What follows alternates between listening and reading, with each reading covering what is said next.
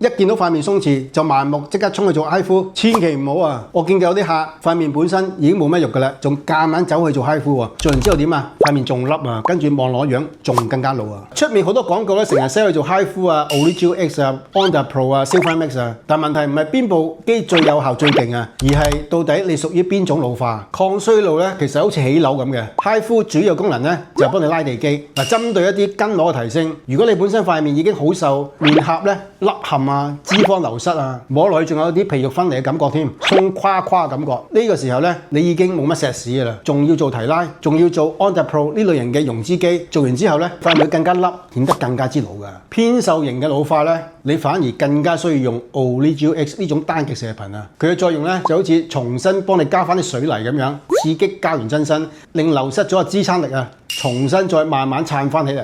呢個先係真正嘅飽滿感啊！第二種老化啦，問題未必係缺乏支撐㗎，而係毛孔粗大，皮膚比較粗糙、暗啞，冇乜乾澤。呢個情況就好似棟樓咧牆身開始爆裂、開始滲水啊！你仲幫佢拉地基咧就冇乜意思嘅。呢個時候咧就要用 Silver Max 微針射頻，反而更加之適合啦，因為佢可以直接滲入牆身，填補裂縫，唔單止可以做提升啦，仲可以同步做皮膚光澤。成日有客問我哋：喂，邊部機最好啊？其實冇最好嘅，只有合唔合適你嗰棟樓嘅啫。而一啲複雜嘅老化咧，甚至係需要幾種技術加埋一齊喎。真正嘅專業抗衰老咧，唔係一見到鬆就狂拉嘅，係需要先分析你到底係缺水泥啊、地基鬆啊，定係牆身破裂咧？如果你想知道自己塊面到底屬於邊一種類型嘅老化，適合邊一種嘅療程，預約我哋做一次嘅深度皮膚分析，幫你揾翻正確嘅方向。